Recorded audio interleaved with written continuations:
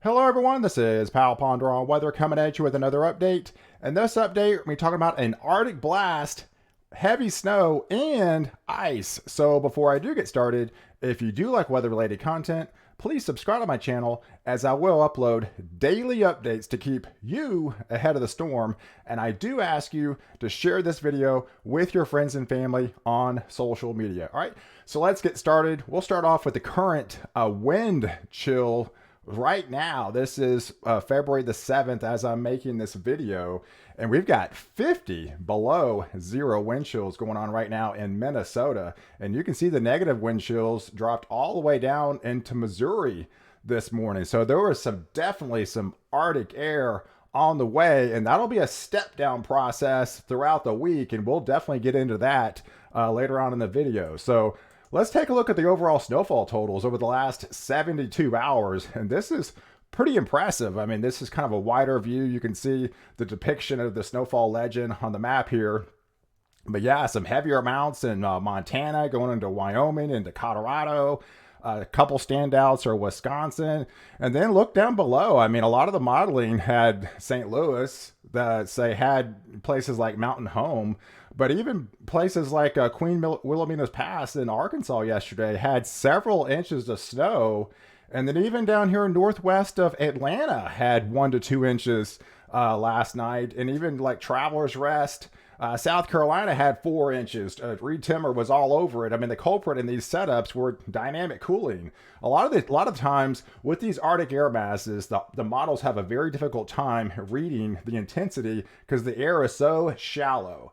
But with Arctic air, it's very cold aloft. So with a dynamic cooling aspect, it's able to drag that colder air aloft to the surface, drop the temperatures another 5 to 7 degrees. And we had that transition a lot further south than what even a lot of the modeling even had it. And I think that's definitely going to be the culprit as we move forward, as this transition to Arctic air slowly moves south throughout the week, and especially into the weekend. And then the following week looks definitely really cold. So here's your overall winter weather advisories happening right now. We've got the big event that we've been talking about for the Northeast. They've actually, again, extended the winter weather advisories all the way down to Charlotte, North Carolina. That wasn't happening yesterday. And then winter storm warnings all up the coast. We've already transitioned to heavy snow and Philadelphia as I'm making this video. But back behind, yeah, the continuous northwest cross-polar flow is really evident as we get in through the week. So let me kind of show you what's really happening, kind of a broader view. And now here's the anomalies, what's going to happen between now and a week from now. So over the next 7 days, if you take the highs and lows and take that average over those 7 days, this is how you kind of read the modeling. And you can see a lot of the Arctic air is going to be fully entrenched into the central and northern part of the United States. A lot of the warmer air is still well down to the south, and that's going to be like that for at least the next couple of days. But slowly and surely, that colder air will start to filter further south as we go into next week. And by next week, we're talking, this is from the 14th, Valentine's Day, and then by the 21st. So that week, pretty much the entire United States is encompassed in below average temperatures and Arctic temperatures at that. I mean, just to kind of give you an example how you would read this model. Say, for example, in the Dallas-Fort Worth area, the average high is 58.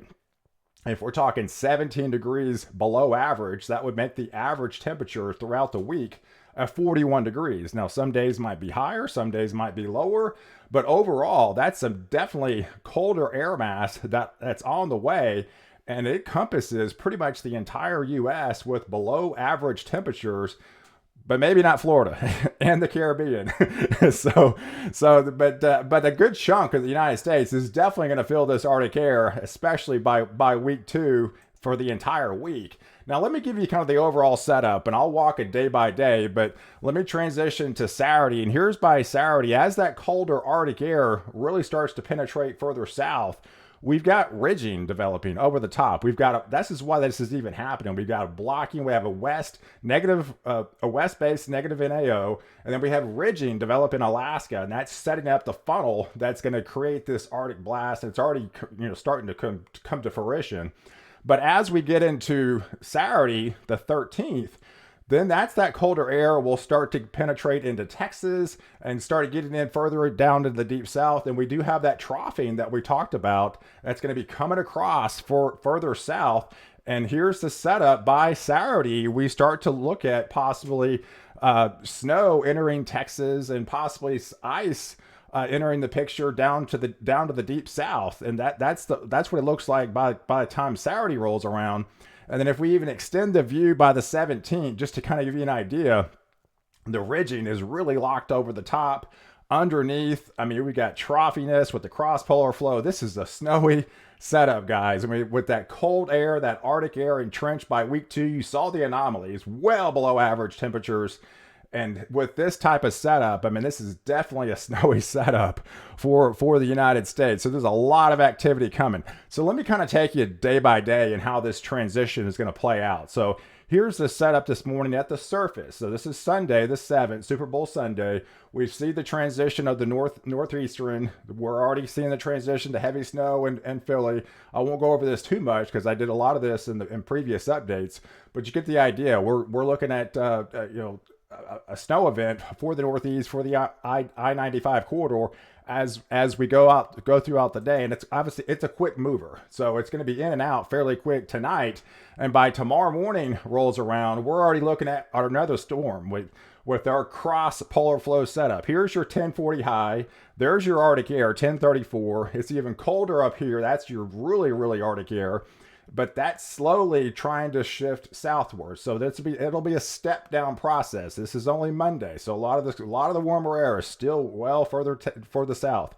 But as it continues to push, we'll start to make that transition where that warmer air taps into overrunning events.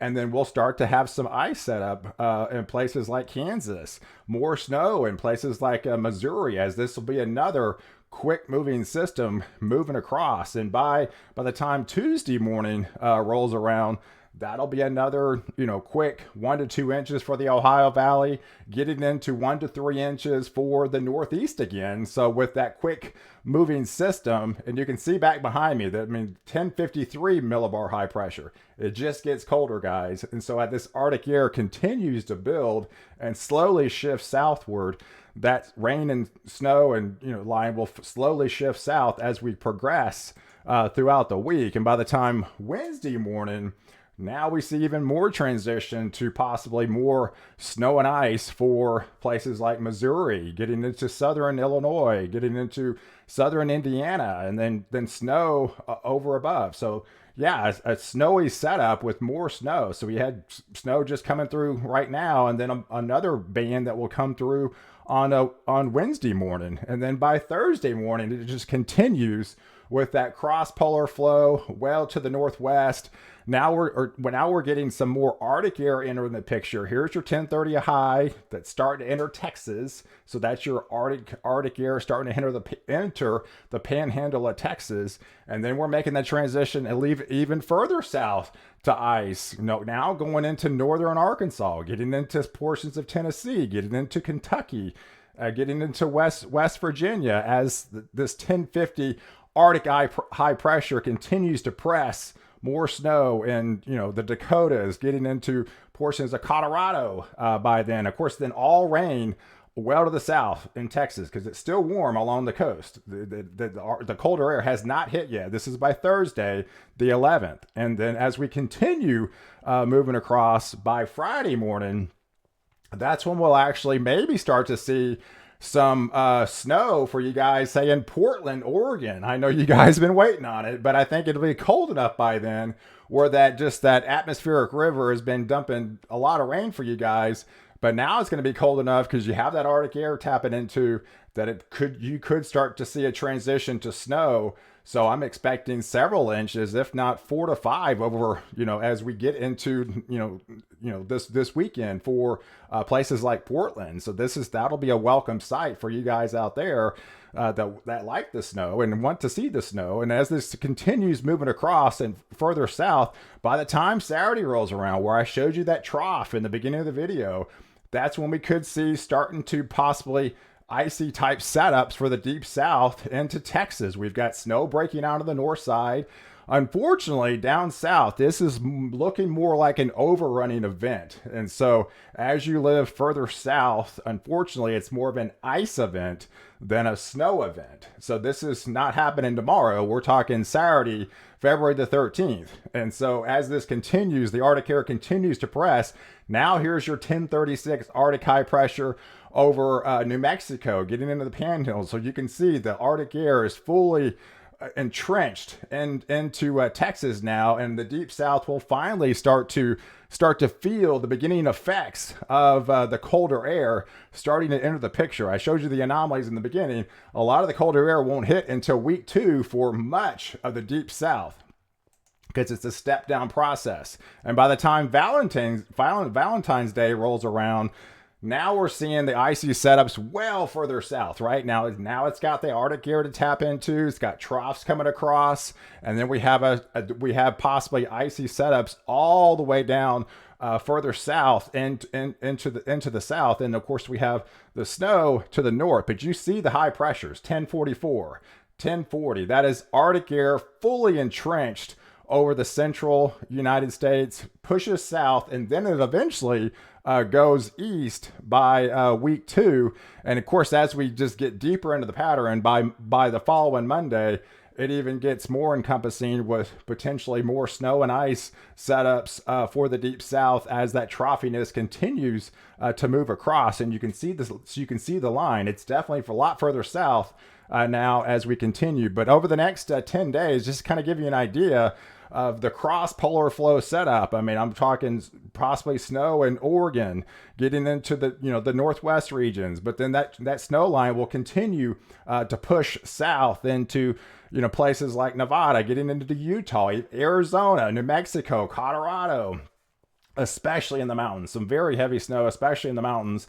And this will swing across Nebraska, Kansas, Oklahoma, panhandle of Texas. I mean, getting into, you can look at some of these more bullish amounts, and I expanded the view to the North American view so you can kind of really encompass the full setup of the scope. And then look at some of the heavier snowfall totals, because you just have relentless systems coming across every day or two for the Northeast. I mean, some of these heavier totals in the Ohio Valley region, 12 to 18 inches over the next 10 days. Pennsylvania, even some of the heavier amounts getting into to the Northeast. So definitely a very active pattern all the way. And as we sink further south, unfortunately, like I mentioned, there's an ice setup to this as well. So I mean, obviously, don't take this verbatim exactly where this is going to be, but it just kind of gives you an idea of the potential in this pattern, especially as we get transition into this weekend and then into early next week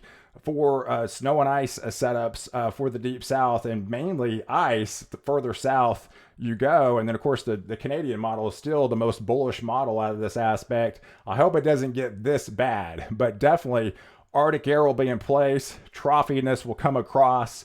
So we're going to have those icy type overrunning setups as we transition to later this weekend, and especially into early next week. So, hey, I appreciate you guys watching. Do like this video. Definitely leave your comments below. And don't forget to subscribe to my channel to catch the latest update where I protect you before and after the storm.